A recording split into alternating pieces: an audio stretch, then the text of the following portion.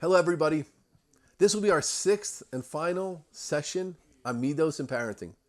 Perhaps it will be a great idea for you to review now and take notes on the earlier sessions. As I said in the first clip, this is, to my knowledge, a new way to approach an old and vital topic. And my goal here isn't to amuse or entertain, but to help direct our chinuch habanim in a more real, solid way. Today, we'll speak about a topic I know I have a difficult time with. We will touch on two midos and show how one needs both and also how they clash with each other. Here is the idea.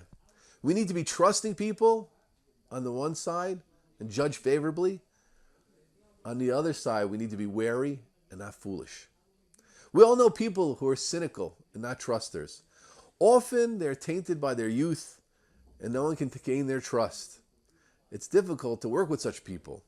There's a very fine business book called The Speed of Trust by Stephen M.R. Covey, the son of the more famous Stephen Covey of 7 Habits renown. The idea being that when there is trust, things can move super quickly.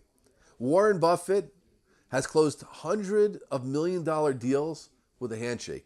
Yet some people can't sell a used kitchen table without a band of lawyers sitting and haggling over every detail.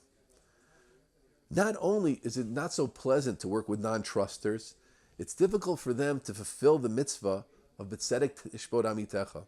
With righteousness, judge your people. Which means in many, but not all, see the Chavetz Chaim, situations, we are supposed to dan l'kav zchus. Worse, it is difficult for those people to trust Hashem. That is really chaval. So we need to develop the midah of being a truster, to know that God and others are well-meaning and to different degrees operating with our best interests at hand. I don't know a simple way to work on this, but I think the beginning is self-awareness. To realize that if you can't trust, you have a handicap, and as we know, a good question is always the beginning of a good answer. On the other hand, we can be too tmimistic in life. The Chavetz Chaim says in the pasuk, Tamim tiyeh im Hashem Elokecha. You should be tmimut, stick with Hashem. And he was medayik. Be tmimistic with Hashem, but not too much with people. Rav Chaim Soloveitchik was told about someone who was tricked in some religious matter that he was a tamim. And Rav Chaim critically responded about his own things. He's not so tmimistic. He's not so easily tricked. Torah isn't his thing, so he lets himself get fooled.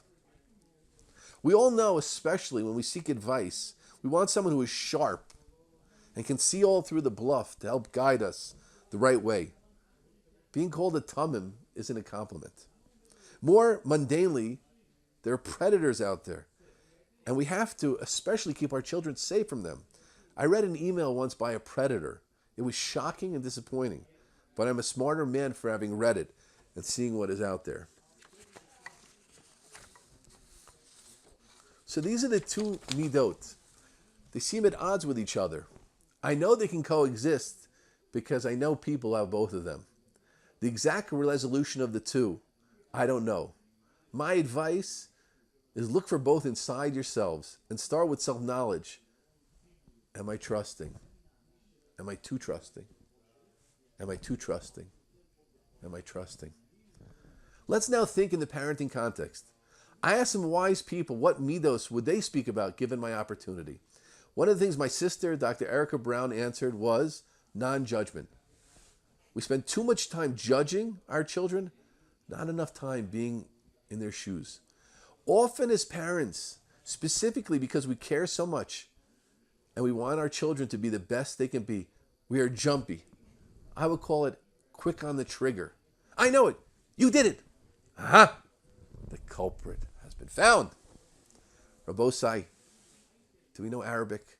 Shwaya. Take it easy. Shwaya. First off, believe your child is good. Rav Leib Steinman, the Gadol Dor, said on many occasions, there are no chutzpahdik children. Amazing. And I want to add something sharp. Sorry, it's our last session. If there's something wrong with your child, so often it's your fault. Why are you blaming the kid?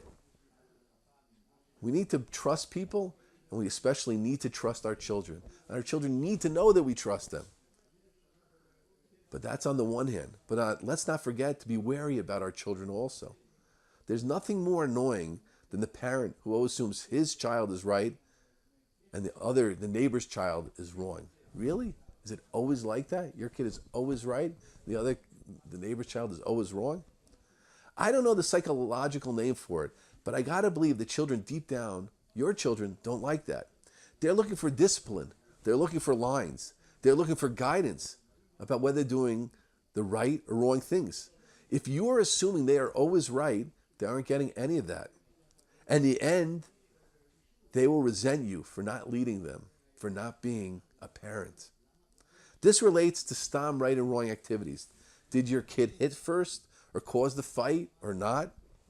Realizing that our children can be wrong and not jumping to the conclusion that they are always right.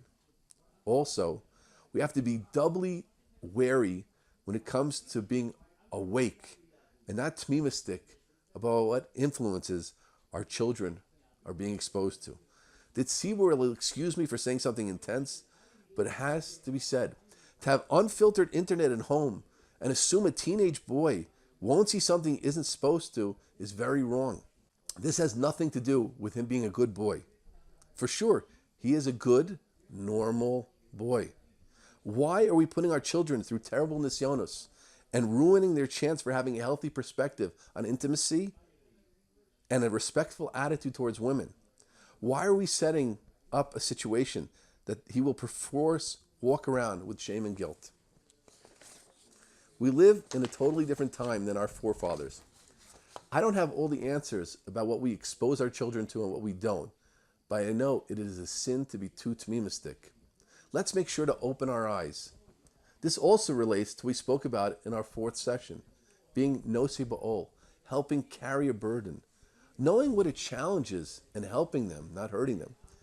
This is a perfect example when being too trusting is damaging and hurtful to another, not building and helpful. So this is a conundrum. When to be trusting, when not. I don't have the answers, but I know we need both, and I know we can be both. There is room on the head for two pairs of tefillin. This brings to a close this series. It's been a great schus and pleasure to share my thoughts with you.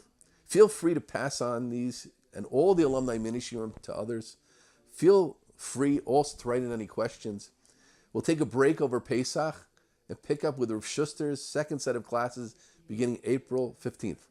Chai kosher v'sameach.